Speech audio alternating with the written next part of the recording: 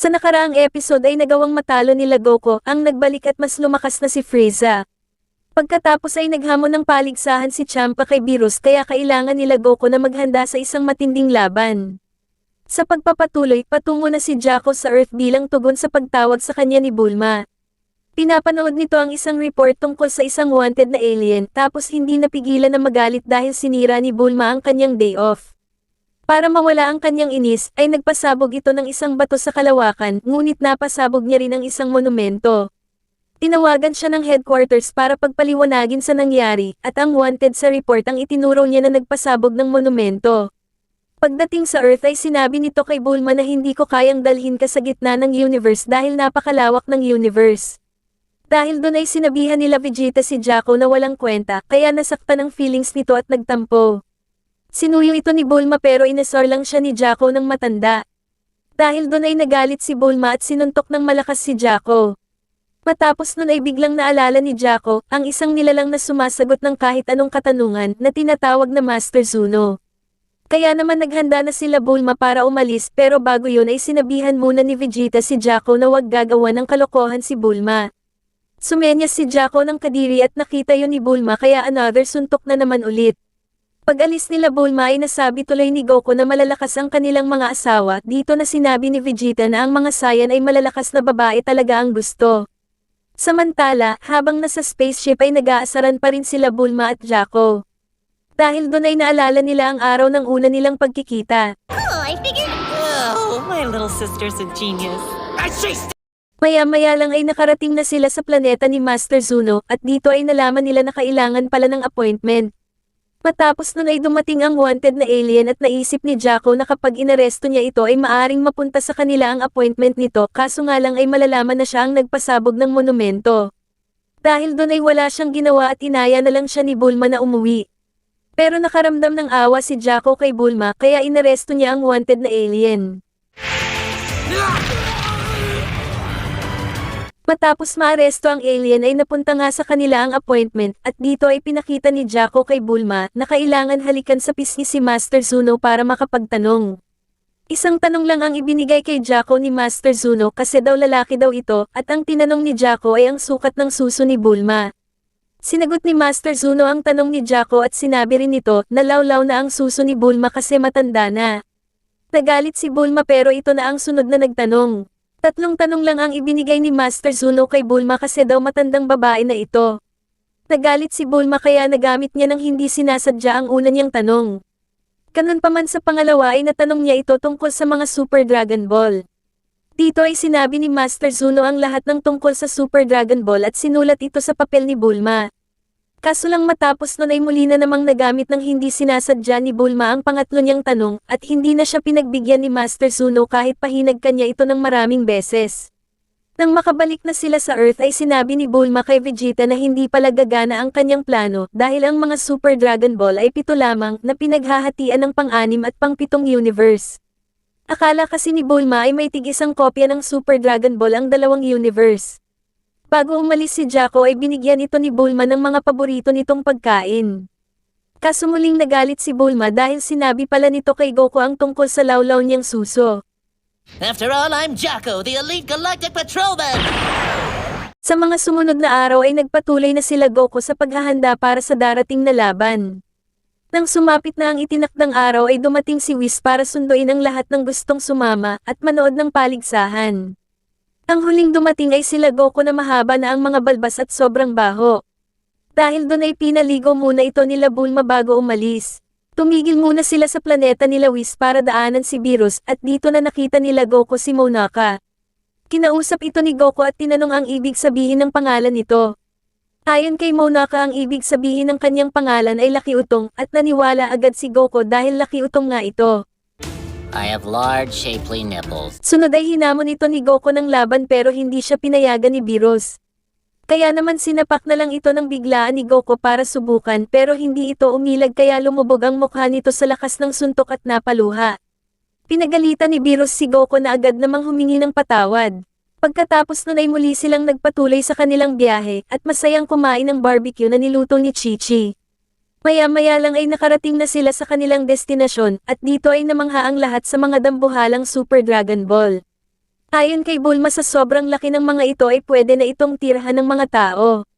Matapos nun ay lumapag na sila sa pagdarawsa ng paligsahan, at dito ay sinalubong sila ni Champa.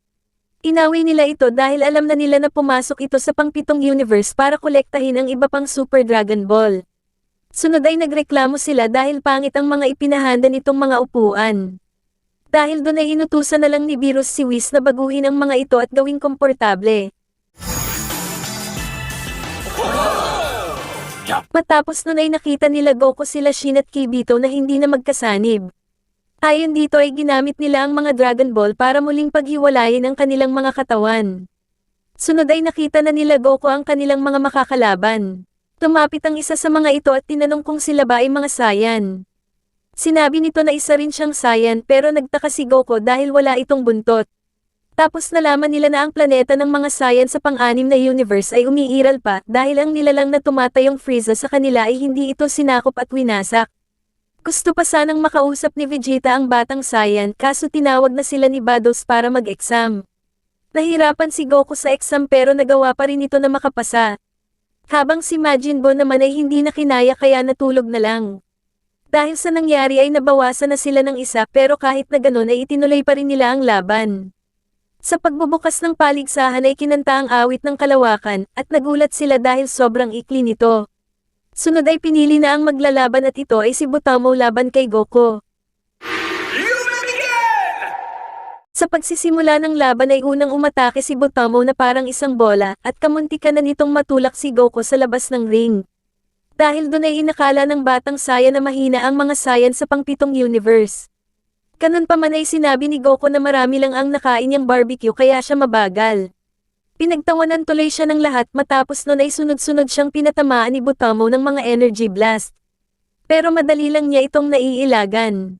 Pagkatapos ay si Goku naman ang umatake gamit ang Kamehameha Wave pero hindi man lang nun napinsala si Butamo. Dahil dun ay sinubukan naman niyang suntukin si Butamo pero hindi pa rin ito nasaktan. Ayon kay Jaco ay inaabsorb lamang ni Butamo ang puwersa at kinakalat kaya hindi ito nasasaktan. Pero kahit na ganun ay pinagpatuloy pa rin ni Goku ang pag-atake kay Butamo. Maya-maya ay hindi na nakatiis si Vegeta kaya sinigawan na nito si Goku nang gamitin mo ang utak mo. Dahil dun ay naisip ni Goku na buhati na lang si Butamo palabas ng ring. Nagtagumpay si Goku na mailabas ng ring si Butamo kaya siya ang nanalo at nagbunyi ang lahat ng nasa panig ng pang-7 universe. Kaso inakusahan ni Champa si Goku na cheater dahil nagkukunwari daw itong mahina. Ganun pa man ay napatunayan na lumaban ng patas si Goku kaya tinawag ng lahat na iyakin si Champa. Pagkatapos nun ang sunod na nakalaban ni Goku ay si Frost, ang Frieza ng pang-6 na universe. Sobrang nagulat ang lahat dahil si Frost ay mabait at ibang-iba sa ugali ni Frieza. Sa pag-uumpisa pa lang ng laban ay napabagsak na agad ni Frost si Goku sa sahig. Pero ayon kay Goku ay hindi pa rin si Frost lumalaban ng seryoso kaya sinabihan niya ito na magbago ng anyo. Sinunod ni Frost ang sinabi ni Goku at binago nga nito ang kanyang anyo. Pagkatapos nun ay muli na nilang itinuloy ang paglalaban. Habang nagpapalitan ng atake sila Goku ay sinabi ng referee na si Frost ay pinuno ng mga sundalong nagpapanatili ng kapayapaan at tumutulong sa mga batang naulila ng digmaan. World. He now devotes his time to reconstruction, finding homes for the billions of children. Ayon kay Bados ang layunin ng pagsali ni Frost sa paligsahan ay kunin ang suporta ng Destroyer sa kanyang mabuting adhikain, ngunit kung matatalo ito ay wala itong makukuha matapos nun ay pinakita si Frost na nakalalamang na sa laban. Pero nagulat si Frost dahil hindi ininda ni Goku ang kanyang mga atake at sinabi pa nito na ang nangyari ay pampainit lamang. Sunod ay sinabihan ni Goku si Frost na ilabas na nito ang tunay niyang final form at itigil na ang pagpipigil ng lakas. Matapos yun sabihin ay inilabas na ni Goku ang kanyang Super Saiyan. Nagulat si Champa at ang batang Saiyan dahil ngayon lang nito nalaman ang tungkol sa Super Saiyan. Habang si Frost naman ay napilitan ng ilabas ang kanyang final form. Ayon kay Frost kaya hindi niya ginagamit ang final form dahil masyado itong malakas at mapanira. Pagkatapos magsalita ay kumpiyansa itong umatake kaso walang kahirap-hirap lang itong sinalag ni Goku. Pero nang si Goku naman ang umatake ay halos hindi makayanan ni Frost ang lakas nito. Ganun pa man ay pinilit pa rin ni Frost na labanan si Goku.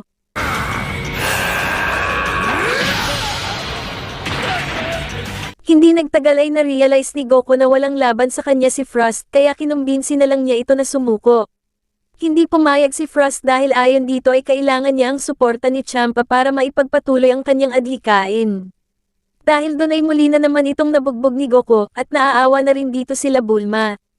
Pero pagkatapos nun ay bigla na lang nakaramdam si Goku ng pagkahilo, sinamantala yun ni Frost at sinipa si Goku palabas ng ring.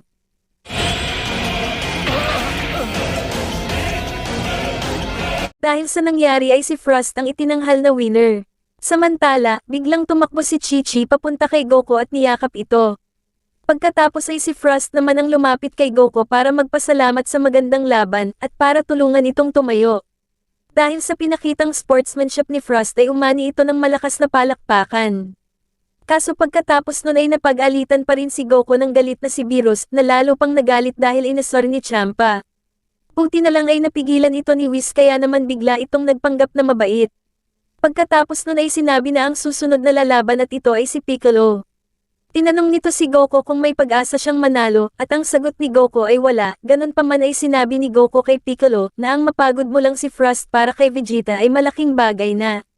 Matapos yun marinig ay pumunta na sa ring si Piccolo para makipaglaban. Samantala, habang iniisip ni Vegeta kung paano natalo si Goku kay Frost ay tinabihan ito ni Jaco sa upuan. Pagkatapos nun ay pinakita na nag-umpisa na ang laban at dito ay kaagad na nag-ipon ng lakas si Piccolo para gamitin ang special beam. Kaso nga lang ay masyado itong matagal kaya kinakailangan ni Piccolo na umilag at umatake habang nag-iipon ng lakas. Sa kasamaang palad ay tinamaan ng atake ni Frost si Piccolo sa binti at nakaapekto yun sa kanyang paggalaw. Dahil doon ay napilitan si Piccolo na gumamit na lamang ng mga clones upang makuha ang kinakailangan niyang oras. Alam ni Frost ang binabalak ni Piccolo kaya nagmadali itong ubusin ang clones at agresibong sumugod. Dahil doon ay nagtagumpay si Frost na sirain ang konsentrasyon ni Piccolo. Ganun pa man ay nagawa itong maigapos ni Piccolo gamit ang kanyang humahabang braso. Ayon kay Piccolo ay sinadya niya talaga ang nangyari para magkampante si Frost at mahuli niya ito. Kaso habang abala si Piccolo sa pag-iipon ng lakas ay may ginawa si Frost sa kanyang braso. You ready? Katulad kay Goku ay nakaramdam ng pagkahilo si Piccolo at sinamantala yun ni Frost para makaatake. Matapos nun ay hindi na nakabangon pa si Piccolo kaya naman si Frost na ang itinanghal na winner. Ganun pa man ay hindi pumayag si Jaco dahil ayon dito ay gumamit ng sandata si Frost na nakatago sa kanyang kanang braso. Nagprotesta sila Champa para hindi matuloy ang reklamo pero nakisali na rin sila Vegeta at Beerus kaya wala na itong nagawa. Pagkatapos nun ay tiningnan na ng referee ang braso ni Frost at may nakita nga itong matalim na bagay na lumalabas sa braso nito. Sinabi ni Frost na parte yun ng kanyang katawan pero ayon sa referee ay may nangyaring panlilin lang kaya disqualified pa rin si Frost. Dahil doon ay napunta ang panalo kay Piccolo. Hindi makapaniwala sila Champa na magagawa yun ng mabait na si Frost kaya naman sinabi na ni Vados ang tunay na katauhan nito. Ayon kay Vados si Frost ay siya ring pinuno ng mga taong nagsisimula ng digmaan na nilalabanan nito. Hindi naman itinanggi ni Frost ang sinabi ni Vados sa halip ay ipinagmalaki pa nito na kumikita siya ng pera sa pamamagitan ng paglikha ng mga digmaan. Matapos nun ay nagalit na kay Frost ang lahat at pati si Piccolo na kababangon lang ay nagalit rin. Samantala, sobrang napahiya si Champa sa ginawa ni Frost kaya gusto niya na itong tapusin. Pero pinigilan ito ni Vegeta at iminungkahi na ibalik na lang sa laban si Frost tapos pinaatres sa laban si Piccolo. Pumayag si Champa sa gustong mangyari ni Vegeta at pinangakuan ng mga bagay si Frost para sikapin itong manalo. Dahil doon ay muling nabaliktad ang resulta at si Frost ay magpapatuloy para kalabanin si Vegeta. Your voice annoys me. Oh, really? Too bad. Bago mag-umpisa ang laban ay pumayag si Vegeta sa kondisyon ni Frost na pwedeng gumamit ng nakamamatay na sandata tulad ng lason. That man with the microphone says. But what do you say? Dahil doon ay naging kumpiyansa si Frost at matapang na sumugod. Pero hindi kinaya ni Frost ang lakas ng suntok ng Super Saiyan Vegeta at lumipad sa labas ng ring. Dahil doon si Vegeta ang itinanghal na winner. Samantala, iminungkahi ni Beerus na ibalik sa laban si Goku at pinayagan yun ni Champa. Matapos nun ay nagpalagay si Champa kay Vados ng karagdagang harang sa paligid ng ring. Tinutulan ni Beerus ang ginawa ni Champa na pagbabago pero hindi ito nakinig kaya naman idinaan na lamang nila ito sa papel gunting bato. Pero habang ginagawa nila yun ay pasikretong pinuntahan ni Frost ang mga kayamanan na ibibigay ni Ciampa sa magbibigay sa kanya ng panalo. Pinabalak ni Frost na nakawin ang kayamanan pero pinigilan siya ng sarili niyang kakampi. Samantala, tabla ang resulta ng papel gunting bato at pumayag na lang si Beerus sa gusto ni Ciampa. Pagkatapos nun ay tinawag na ang makakalaban ni Vegeta at ito ay si Otto. Unang umatake si Otto pero madali lang ito naiwasan ni Vegeta dahil masyadong mabagal. Kumanti ng sipa si Vegeta sa ulo ni Otto at lumikha ito ng malakas na ingay. Matapos nun ay inakala ni Vegeta na napinsala niya si Otto dahil umaarte ito ng kakaiba. Pero kaagad niya ring na-realize na pinapakita lang pala nito sa kanya na balewala ang ginawa niyang atake. Matapos nun ay muli na namang umatake si Otto pero mas malakas na ito at mas mabilis. Dahil sa sunod-sunod na atake ni Otto ay napilitang lumipad si Vegeta. Dito ay na-realize na ni Vegeta ang dahilan kung bakit naglagay ng harang sa paligid ng ring si Ciampa at ito ay para mahirapan siyang iwasan si Otto. Ganun pa man ay ginamit pa rin niya ang paglipad bilang advantage at umatake mula sa itaas. Pero gumanti rin ng atake si Otto gamit naman ang lava mula sa kanyang katawan. Hindi kinaya ni Vegeta na tumbasan ang atake ni Otto kaya napilitan na naman siyang umiwas. At nang wala na siyang mapupuntahan ay inilabas na niya ang Super Saiyan. Matapos mailabas ang Super Saiyan ay nakumpiyansa na si Vegeta na matatalo niya si Otto. Kaso nawala rin agad ang kumpiyansa na yun nang biglang painitin ni Otto ang paligid. Nagtataka si Vegeta dahil nakakaramdam siya ng panghihina kahit pasanay ang katawan niya sa ganong kondisyon. Ayon kay Whis ay dahil yun sa nagkukulang na ang oxygen sa itaas kung saan lumilipad si Vegeta. Inireklamo ni Beerus ang nangyayari kay Ciampa pero wala rin yun nagawa dahil ipinaliwanag nito na meron namang daanan ng hangin sa ibaba. Kaya naman kailangan lang nila kumbinsihin si Vegeta na pumunta sa ibaba kaso dahil sa pride ay tumanggi ito na sumunod sa kanilang inuutos. Ayon kay Vegeta ay ayaw niyang dinidikta ng iba kung paano siya lalaban. Narinig yun ni Bulma at nagalit. Matapos nun ay muli na namang umatake si Otto at nang aatakihin rin sana ito ni Vegeta ay bigla itong naglabas ng hangin na sumabog ng malagyan ng lava. Dahil doon ay muntik nang lumabas ng ring si Vegeta. Inakala nila na gumamit si Otto ng iligal na sandata pero ayon sa referee ay umutot lang si Otto at hindi niya yun sinasadya. Kaso dahil naututan ni Otto ay lalong nasaktan ang pride ni Vegeta kaya naghanda ito ng malakas na atake. Alam ni Otto na matindi ang gagawin ni Vegeta kaya naghanda rin ito ng pangkontra. Ilang saglit pa ay handa na ang lakas na inipon ni Vegeta at pinakawalan na nga niya ito.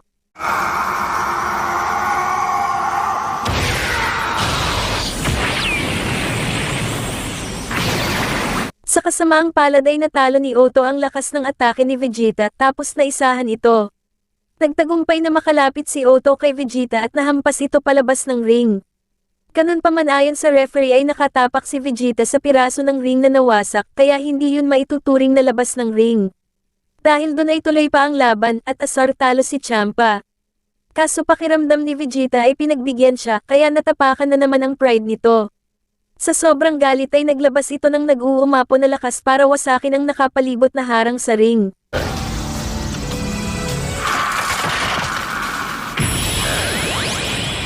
Pagkatapos wasakin ang harang ay muli na naman itong nag-ipon ng lakas para sa Final Flash. Sinikap ni Otto na pigilan ang Final Flash na pinakawalan ni Vegeta pero hindi niya ito kinaya. Pagkatapos ay sinundan pa ito ni Vegeta ng isang malakas na suntok kaya tuluyan ng tumilapon sa labas ng ring si Otto. Dahil doon ay si Vegeta na naman ang itinanghal na panalo. Matapos nun ay nakita nila na umiiyak si Otto dahil nasaktan ito ng tawagin siyang basura ni Vegeta. Ayon kay Whis ay maramdamin talaga ang mga katulad ni Otto at yun ang kahinaan nito. Ayon naman kay Goku ay kung tutuusin ay kayang tapusin agad ni Vegeta ang laban pero mas pinili nito na pahirapan ang sarili para sa pride. Now it's my turn to fight. Samantala, inaayos pa nila Whis ang ring kaya naman inasikaso muna ni Bulma si Vegeta. Tapos biglang inasar ni Beerus si Ciampa kaya nagalit ito at nauwi na naman ang dalawa sa pagtatalo. Tumigil lang ang dalawa nang sabihin nila Whis na tapos na ang bagong ring. Ayon kay Whis at Vados ay mas pinalaki nila ang ring para maging mas exciting ang laban. Matapos nagkasundo sila Beerus at Champa na tanggalin na sa rules ang limitasyon sa paglipad. Matapos nun ay tinawag na ang susunod na makakalaban ni Vegeta, at ito ang batang saya na si Kaba. Napangiti si Vegeta nang makita ang fighting stance ni Kaba dahil pareho ito sa kanya. Pero nawala ang ngiting yun nang atakihin na siya ni Kaba ng mabilis at sunod-sunod. Maya-maya ay nakakita ng pagkakataon si Vegeta at sinipa nito palayo si Kaba. Pero matapos masipa ay muli itong bumangon at gumamit ng teknik na katulad kay Vegeta. Nilabanan yun ni Vegeta ng kaparehong teknik. Pagkatapos nun ay iminungkahi ni Vegeta na seryosohin na nila ang laban at parehong gumamit ng Super Saiyan. Pero ayon kay Kaba ay hindi niya kayang mag-Super Saiyan at nakiusap kay Vegeta na turuan siya. Sinabi rin ito na gusto niyang lumakas para mapanatili ang kapayapaan sa kanilang universe. Kaso sa halip na turuan si Kaba ay nagalit lang dito si Vegeta at binanatan ng matindi si Kaba habang naka-Super Saiyan. Hindi nagtagal, sa sobrang pagkabugbog ay mahinang nasabi ni Kaba na sumusuko na siya. Dahil doon ay tinakot ni Vegeta si Kaba na tatapusin niya ito at pati rin ang buong lahi nito. Matapos yun sabihin ni Vegeta ay biglang lumakas si Kaba at nakapag-Super Saiyan. Pagkatapos ay sinugod nito si Vegeta ng buong lakas.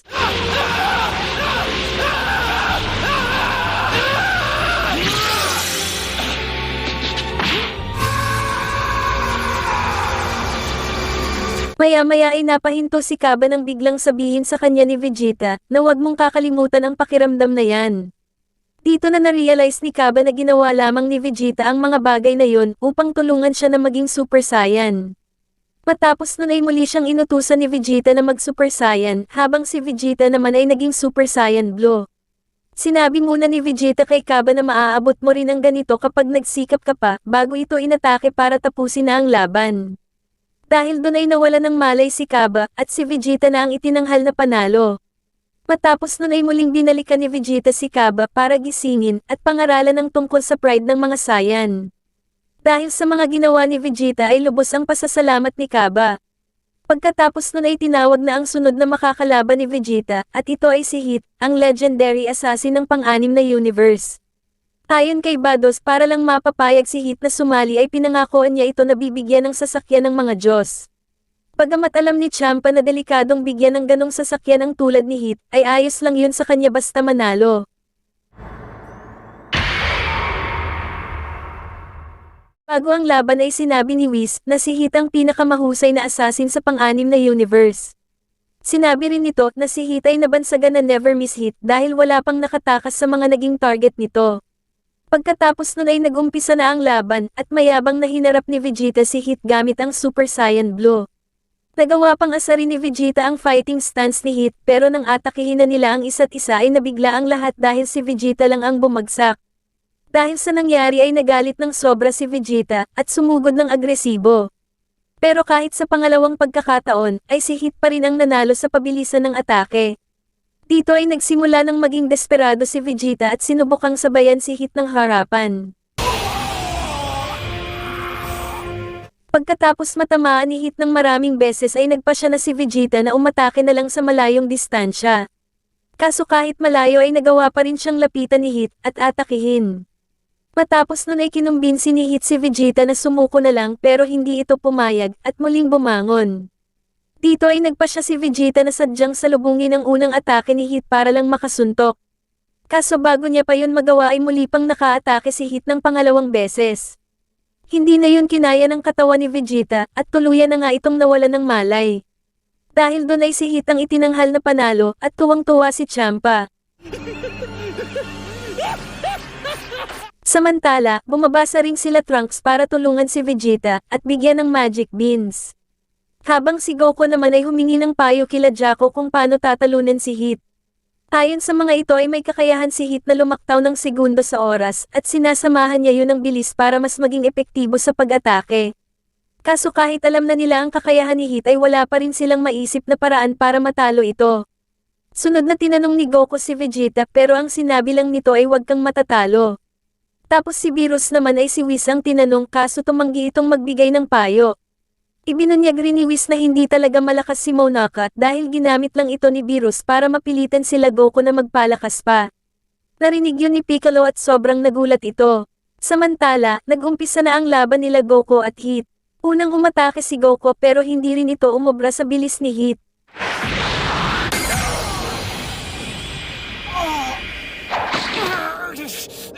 Pagkatapos makatanggap ng ilang atake ay sinabi ni Goku kay Heat na may ideya na ako kung paano ka matatalo.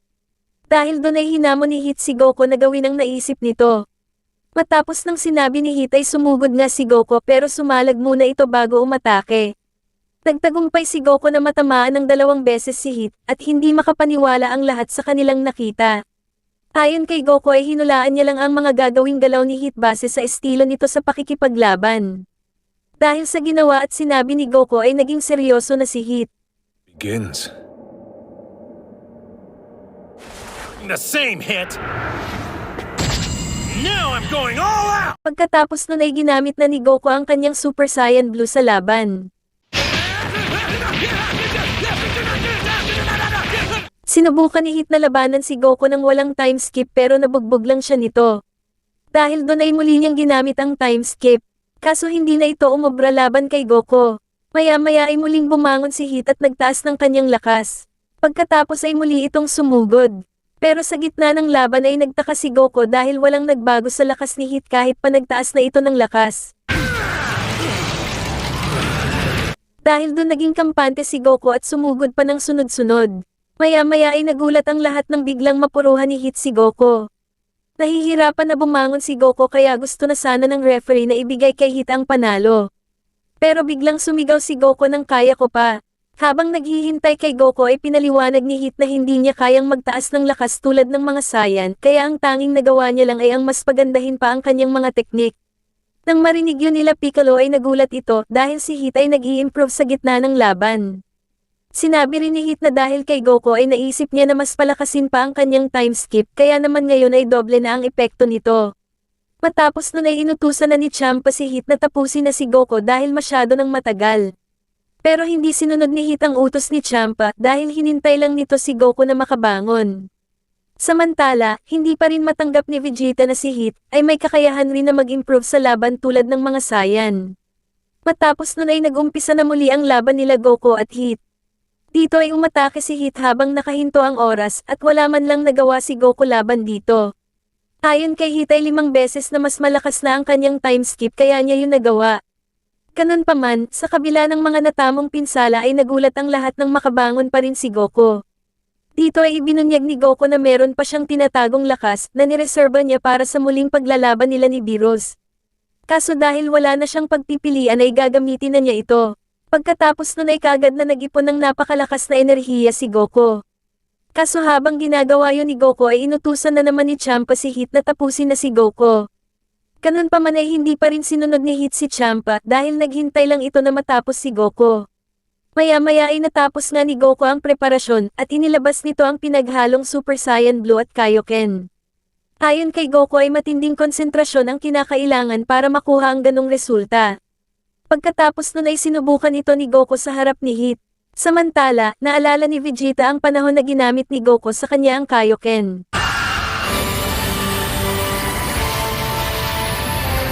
Sunod ay sinabi ni Goku na bagamat malakas ang Kaioken ay malaki ang nagagawa nitong pinsala sa kanyang katawan.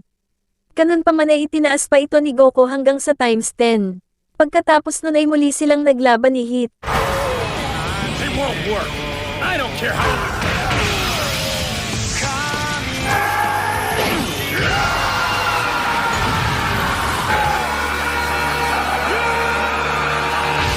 Matindi ng kanilang laban ay nawasak ang barrier pero buti na lang ay kaagad itong inayos nila Whis at Vados. Habang si Heat naman ay nananatili pa ring nakatayo. Ayon kay Heat ay ginamit niya ang time skip para makaligtas sa atake ni Goku. Sunod ay pinakita na nararamdaman na ni Goku ang pinsalang dulot ng Kaioken. Pero kahit na ganun ay nagpatuloy pa rin si Goku na labanan si Heat. Muling ginamit ni Heat ang mas pinalakas na time skip kaya naman nabugbog niya si Goku nang walang laban. Pero nagulat siya nang biglang makarecover si Goku at gumanti ng malakas na suntok. Dahil doon ay tuluyan ng nanghina si Hit at bumagsak sa ring. Tapos ay sunod na rin na bumagsak si Goku dahil sa dami ng pinsala nito. Maya-maya pagkatapos makarecover ng lakas ay hiniling ni Goku kay Beerus na tanggalin na ang mga patakaran. Ayon kay Goku ay gusto niyang makalaban si Hit sa totoong potensyal nito pero mangyayari lang yun kung papayagan ang mga atake na nakamamatay. Agad na pinayagan ni Champa ang gusto ni Goku dahil pabor ito sa kanya pero pinigilan ito ni Beerus. Dahil doon ay muli na namang nag-away ang dalawa at wala nang nagawa sila Goku kundi ang manood. Maya-maya ay na-realize ni Goku na walang patutunguhan ang pagtatalo ng dalawa kaya naman nagpa siya na lang ito na lumabas ng ring para sadyang magpatalo. Pagkatapos nun ay bumalik na si Goku sa normal at dito na lumabas ang mga pinsala na dulot ng Kaioken. Dahil sa nangyari ay si Hit ang magpapatuloy at ang susunod nitong makakalaban ay si Monaka. Nagalit si Beerus kay Goku dahil nagpatalo ito. Pero ayon kay Goku ginawa niya yun dahil malapit na rin naman mawala ang kanyang Kaioken.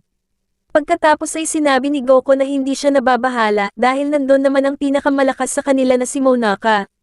Matapos nun ay pinakitang natatakot si Monaka na pumunta sa ring at nang tumalo na ito ay lumapag ito na una ang ulo. Samantala, habang tinititigan ni Hit si Monaka ay may bigla siyang naisip. Maya-maya pa ay nag-umpisa na ang laban at si Monaka ang unang sumuntok. Nagpanggap si Hit na napatalsik ng suntok ni Monaka sa labas ng ring kaya naman ang itinanghal na panalo ay si Monaka. Dahil doon ay nagdiwang ang lahat ng nasa panig ng pangpitong universe. Ayon kay Hit dahil sa ginawa niya ay patas na sila ni Goku. Ngunit pagkatapos nun ay nagalit si Champa at sinabi nito na tatapusin niya ang kanyang mga fighter. Gustong pigilan ni Goku si Champa pero sinabihan ito ni Beerus na wag makialam. Ganun pa man ay tumigil si Champa dahil biglang dumating ang hari ng 12 universe na si Grand Zeno. Though maybe a cool is that non-Zeno! Natatarantang lumapit sila Beerus kay Zeno at nagbigay galang. Ayon kay Zeno ay naroon siya para sabihan ng 2 destroyer na gawin ang mga trabaho nito. Ganun pa man ay sinabi rin nito na natuwa siya nang mapanood niya ang mga laban at dahil doon ay iniisip niya na muling magpatupad ng paligsahan na kasali ang buong 12 universe. Natuwa si Goku nang marinig ang sinabi ni Zeno kaya sinubukan nito na lumapit. Agad na hinarang si Goku ng mga bantay pero nagulantang sila Beerus nang bigla itong payagan ni Zeno. Sinubukang makipagkamay dito ni Goku kaya kinabahan ng lahat. Pero nagulat sila nang tinanggap ni Zeno ang kamay ni Goku. Ayon kay Zeno ay nakakatawa si Goku kaya gusto niya ito. Matapos nun ay umalis na si Zeno. Sunod ay ibinigay na ni Champa ang mga napanalo ng Super Dragon Ball ni Beerus tapos umalis na rin kasama ang mga fighter niya. Habang si Master Pogi naman ay inalok si Monaka na maging mascot ng kanyang dojo. Pagkatapos nun ay hinanap na ni Bulma ang huling Super Dragon Ball sa kanyang radar pero hindi niya ito nakita. Ganun pa man napansin ni Android 18 na 7 ang nasa radar kahit 6 lang ang kanilang nakikita na Super Dragon Ball. Dahil doon ay sumakay na sila ng sasakyan para tignan ang nakita ng radar at dito ay pinasabog ni Whis ang planeta na pinagdausan ng kanilang paligsahan. Tumalabas na ang planeta na walang pangalan, ang Super Dragon Ball na kanilang hinahanap. Dito na sinabi ni Bulma ang mga sasabihin para tawagin ang dragon at tinranslate yun ni Whis sa salita ng mga Diyos. Cheese and carrots. Matagumpay nilang natawag ang dragon at nagulat sila dahil sa sobrang laki ng dragon ay nalunok nito ang maraming galaxy.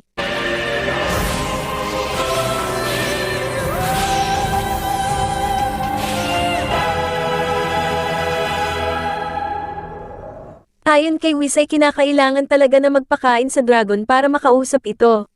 Ilang saglit pa ay nagpakita na nga sa kanila ang dragon na nasa maliit nitong anyo at tinanong nito ang kanilang kahilingan. Sinabi ni Beerus kay Whis ang kanyang hiling sa salita ng Diyos at sinabi yun ni Whis sa dragon. Pagkatapos matupad ang kahilingan ni Beerus ay umalis na ang dragon at muli na namang kumalat ang mga Super Dragon Ball sa 2 universe.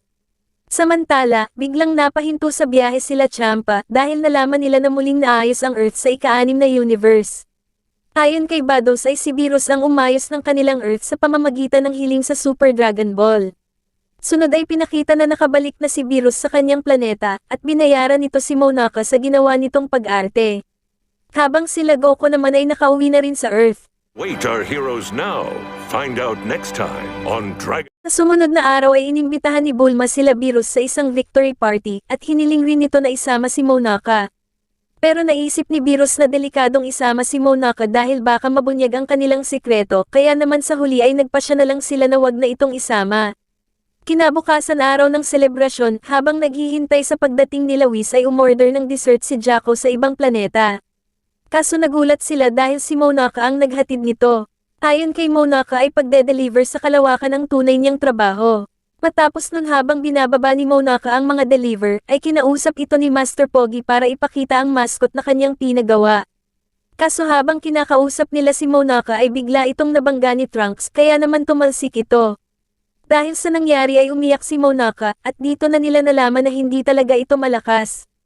Matapos nun ay dumating na sila Beerus at agad itong kinumpronta ni Bulma tungkol sa pagsisinungaling nito na malakas si Monaka. Pero nang ipapaliwanag na sana ni Beerus ang dahilan, ay biglang dumating si Goku at inaya si Monaka na maglaban. Buti na lang ay namagitan si Chi-Chi at inutusan nito si Goku na maglinis muna ng katawan sa bahay. Pag-alis ni Goku ay si Whis na ang nagpaliwanag at sinabi nito na kailangang hindi malaman ni Goku na mahina si Monaka para magsikap pa rin itong lumakas. Ayon pa kay Whis ay kinakailangan nilang manalo sa darating na paligsahan ni Zeno dahil kung hindi ay baka may kung anong mangyari sa kanilang universe. Matapos nun ay dumating na si Goku at muling hiniling na malabanan si Monaka. Pinigilan ito ni Beerus at sinabi na kailangang makapag-sit up muna ng trilyong beses si Goku bago niya ito payagan. Sinunod nga ito ni Goku at nagsimula ng mag-sit up. Dahil doon ay muli silang nagkaroon ng oras para magplano, at ang naisip nila Trunks ay pagpanggapan si Beerus bilang ang mas malakas na anyo ni Monaka. Maya-maya ay natapos ng mag-sit up si Goku kaya naman sinama na nito si Monaka para maghanap ng paglalabanan. Samantala, kinuha na nila Trunks ang isusuot na costume ni Beerus. Dahil doon ay ginamitan na ni Krillin si Goku ng Solar Fist para makapagpalit ng pwesto sila Monaka at Beerus. Matagumpay ang kanilang plano dahil naniwala si Goku na nagbagong anyo si Monaka. Pagkatapos nun ay nagsimula na ang laban nila Goku at Beerus na nagpanggap na si Monaka.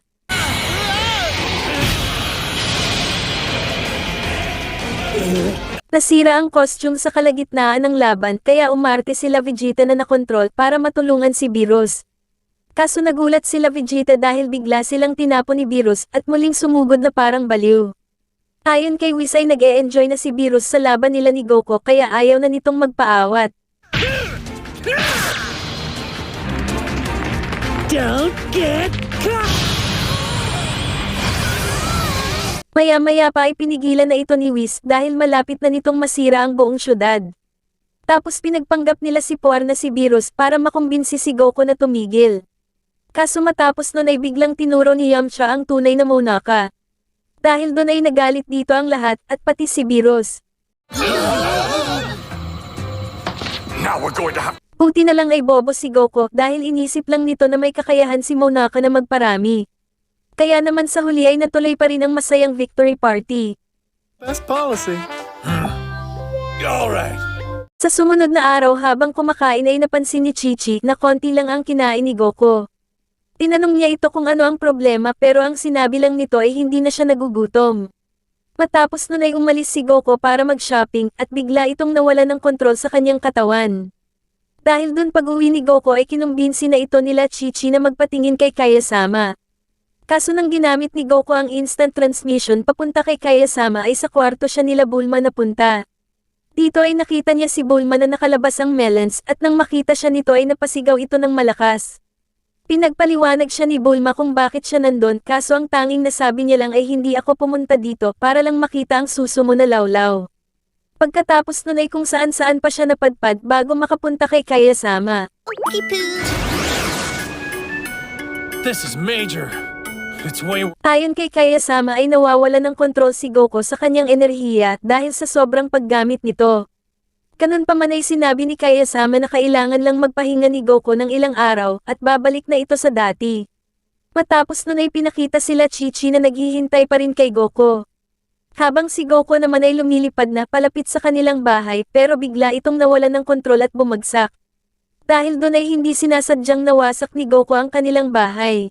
Kinabukasan ay pinakita si Gohan at Videl na may kamiting sa isang restaurant. Tinawagan ito ni Goku para sabihin na doon muna sila titira dahil nasira ang kanilang bahay at siya ay may sakit. Kaso hindi alam ni Gohan na sila Pilaf ay nakikinig pala sa Gedli. Samantala, si Piccolo ang tumatayong tagapagbantay ni Pan kaya sinasabi nito kay Goku at Chi-Chi kung paano ito alagaan ng tama bago siya umalis. Pero hindi nito matiis na iwan si Pan kaya nagdesisyon na lang itong bumalik. Nang sumapit na ang gabi ay nasa bubungan sila Goku at sinasabi nito kay Piccolo na pakiramdam niya ay bigla siyang tumanda dahil hindi siya gumagamit ng enerhiya. Matapos nun ay napansin ni Goku na pilit inaabot ni Pan ang mga bituin kaya sinabi niya dito na kapag magaling na ako ay dadalhin kita sa kalangitan para mas matanaw mo ang mga bituin. Kinaumagahan ay nasa labas na ng kanilang bahay sila Pilaf, dala ang isang robot na gagamitin nilang panglaban kay Goku. Pero hindi sumang-ayon sila Mai at Shu sa plano ni Pilaf dahil ayon dito ay muli lang silang matatalo. Iminungkahi ng dalawa na bumalik na lang sila sa restaurant kung saan sila nagtatrabaho. Pero sa kabila ng mga sinabi ng dalawa ay hindi pa rin ito pinakinggan ni Pilaf at sinabing tuloy pa rin ang plano. Maya-maya habang sinasabi ni Pilaf sa dalawa ang plano ay bigla na lang sumulpat sa harapan nito si Pan. Matapos nun ay narinig nila ang malakas na pagsigaw ni Piccolo na nagagalit dahil nawawala si Pan. Natakot sila na baka mapagbintangan kaya agad silang sumakay ng robot para umalis. Kaso nang lumilipad na sila ay lalo lang sila natakot dahil naisama pala nila paalis si Pan. Pagkatapos ay tumae pa ito sa loob kaya lalo pa silang nagkegalo at sa sobrang inis ni Pilaf ay nasira nito ang kontrol ng robot. Dahil doon ay nawala na ng kontrol ang robot at tuloy-tuloy nang lumipad pa itaas. Samantala, sinisikap pa rin nila Piccolo na hanapin si Pan at hindi na napigilan ni Goku ang lungkot na nadarama. Matapos nun ay pinakita na biglang nagliwanag si Pan nang makita nito ang mga bituin at napasabog nito ang robot dahil sa lakas ng kanyang enerhiya. Tumalabas na nagising ang dugong saya ni Pan nang maalala nito ang kanyang lolo na si Goku. Pagkatapos maglibang ng sandali ay nagpa siya na itong lumipad pabalik pero iniwan muna nito sila Pilaf sa ibabaw ng puno bago umuwi. Ilang oras ang nakalipas ay nakauwi na rin sila Gohan at tinanong nito kung ano ang nangyari. Ayon kay Chi-Chi nang bumalik sila sa bahay mula sa paghahanap, ay nakita nila si Pan na natutulog lang pala sa sofa. Pagkatapos ay nagulat silang lahat dahil tinawag na lolo ni Pan si Goku. You grow up in a flash. Yeah, no kidding. At this rate, she'll start Nakita ang grupo ng mga alien na parang may pinaghahanda ang laban. Pagkatapos ay pinakita si Monaka, na nagde-deliver ng item kay Bulma. Sabay nakiusap na rin si Bulma na tulungan siya sa kanyang experiment. Habang sa labas ay nakita nila Goten at Trunks ang sasakyan ni Monaka at naisipan nilang maglaro sa loob nito. Thing is so cool! Ngunit napagsarahan sila ng pinto, naisip nilang wasakin ang pinto para makalabas. Pero naisip ni Trunks na nakakahiya kay Monaka kaya naman nang bumalik ito ay nakasama silang paalis. Dahil sa ingay ng makina ay hindi naririnig ni Monaka ang mga ginagawa nila Trunks at Goten sa likod. Nang makapunta sa ibang planet ay nakasama ang dalawa na parehong nanigas sa lamig. Maya-maya pa ay niyakap si Monaka ng kaibigan nitong alien pero naputol ito nang biglang may dumating na mga alien na gangster. Sinubukan naman ito harapin ng kaibigan ni Monaka pero for the forma lang pala ito at diwag pala. Dahil dito ay napilitan ng makisali sila Goten at matagumpay na naitaboy ang mga gangster. Pero bago umalis ay may nakitang kumikinang na bagay sa lupa ang isa sa mga gangster. Kinausap nila Goten ang alien at sinabi nitong siya ang taga-protekta ng natutulog na kapangyarihan sa planeta nila at gusto itong nakawin ng mga gangster sa kanya. Pero nataranta ito nang mapansin niya na nawawala ang bagay na pinoprotektahan niya. Nagpasama na lang siya kina Trunks dahil nawala ng malay si Monaka. Sa kalagitnaan ng paghahanap ay nagulat siya nang makitang hawak na ito ng gangster. Na pinagtatakahan naman nila Trunks dahil para itong tsupa ng baby. Balak sana bawiin nila Goten ang tsupan ngunit nabigo sila dahil hawak na pala ng mga gangster si Monaka. Nang mahuli sila ay ginamit nitong susi ang tsupan para mabukas ang kandado. Nakuha nito ang thermos na naglalaman ng tinatawag nilang makapangyarihang tubig. Samantalang sa Earth ay kasalukuyang pinaghahanap sina Trunks at Goten. At dito ay nalaman nila na nakasama ito sa sasakyan ni Monaka. Dahil dito ay nagtalo ang mag-asawa dahil sinisi ni Vegeta si Bulma kung bakit nawala si Trunks. Humingi ng tulong si Bulma kay Jaco pero natapakan ang pride nito at sinabing isa siyang polis pangkalawakan hindi school bus driver. Sabay pinakita nito na may assignment pa siyang dapat hulihin, sabay pinakita ang larawan nito. Pero nakumbinse niya pa rin ito dahil tinakot nito si Jacko na sasabihin niya kay Grand King ang ginawang pambababoy ni Jacko sa picture nito. Sa huli ay pati si Vegeta ay napapayag niyang sumama kay Jacko. Galit na galit si Chi-Chi nang mabalitaan ang pagkawala ni Goten habang nagalit kay Goku dahil puro pagsasanay lang ang inaatupag nito sa mundo ni Kay Usama. Sinubukan nila Trunks na makatakas sa mga alien ngunit nagawa pa rin silang maabutan nito. Pero biglang dumating si Vegeta para iligtas sila habang nakita ni Jacko na andito ang kanyang target. Tinapos ni Vegeta ang mga alien. Ngunit nagawa nitong makulong si Vegeta sa loob ng jelly at nang makalabas siya ay nagulat siya na nawala ang power niya. Sabay nakopya ng mga alien ang kanyang anyo. What the hell? Dito nga ay wala nang magawa si Vegeta dahil nakuha na nito ang kapangyarihang meron siya. Pagkatapos ay inutos ng leader nito na sipsipin na rin ang mga kapangyarihan nila Trunks at Goten at buti na lamang ay niligtas sila ni Jacko. For the yabang pa si Jacko dito pero hindi niya alam ay iniwan na siya nila Vegeta. Dito ay napag-usapan nila ang makapangyarihang tubig. Pero sinabi ni Tanda na wala naman talagang mapaghimalang tubig. Dahil ito ay isang chemical na tinatawag na Cometon, ginawa nila ilang taon na ang nakalilipas para panlaban sa mga mananakop. Hinihigop nito ang kapangyarihan ng iba nang sa ganun ay palakas ito ng palakas. Ngunit sinabi niya rin dito na meron itong side effect na ginagawang makasarili ang makakagamit nito. Dahil doon ay natakot sila sa kapangyarihan ng Cometon kaya naisipan nilang ikandado ito gamit ang kanilang sarili. At si Tanda na lang ang natitira na binabantayan ito sa loob ng 100 taon. Ngunit nagbago ang lahat nang dumating ang grupo ni Grill at kinuha ito. Sinabi ni Vegeta na may dalawa siyang katanungan. Ang una ay bakit nag-alangan ang kopya niya na higupin ang kapangyarihan ni Trunks. Sabay sinagot naman ito ni Tanda nang dahil iyon sa kinokopya rin ito kahit ang mga alaala at spirit. Ang pangalawa ay anong mangyayari sa nahigupan ng kapangyarihan. Sinabi naman ni Tanda na maglalaho sa loob ng 5 minuto, sabay pinakita ang grupo ni Grill na naglaho parang bula. Hinarap na nga nila ang mga superhuman water at si Goten at Trunks ang nakipaglaban dito gamit ang fusion technique. Ngunit wala silang laban dito dahil taglay nito ang lakas ni Vegeta. Nilabas na ni Goten ang Super Saiyan 3 pero hindi pa rin ito umubra. Dahil dito ay nasabi ni Vegeta na galawang pambata ang atake nito, hanggang sa napansin ni Jacko na unti-unti nang naglalaho ang katawan ni Vegeta. Pinakita si Goku na patuloy sa pagsasanay nang biglang maramdaman nito ang key power nila Vegeta at Goten. Bagbog sarado na nga sina Goten at bumalik na ito sa dating anyo. Nang tatapusin na ito ng peking Vegeta ay biglang dumating si Goku na nagtataka sa mga pangyayari dahil dalawa ang Vegeta, isang violet at isang transparent. Challenge ni Vegeta si Goku na talunin ang kopya niya sa loob ng 3 minuto. Dahil dito ay ginanahan si Goku nang marinig ito. Samantalang ang violet na Vegeta ay tinamaan ng pride at ayaw nang higupin ang kapangyarihan ni Goku dahil gusto nito ng laban na mano-mano. Sabay tinapos niya ang leader niya nang subukan siyang utusan nito. Nang mag-umpisa ang laban ay nabigla si Goku dahil sa lakas nito na parang sing lakas talaga ni Vegeta. Dahil dito ay naghanda na si Goku para sa laban hanggang kamatayan sa peking Vegeta.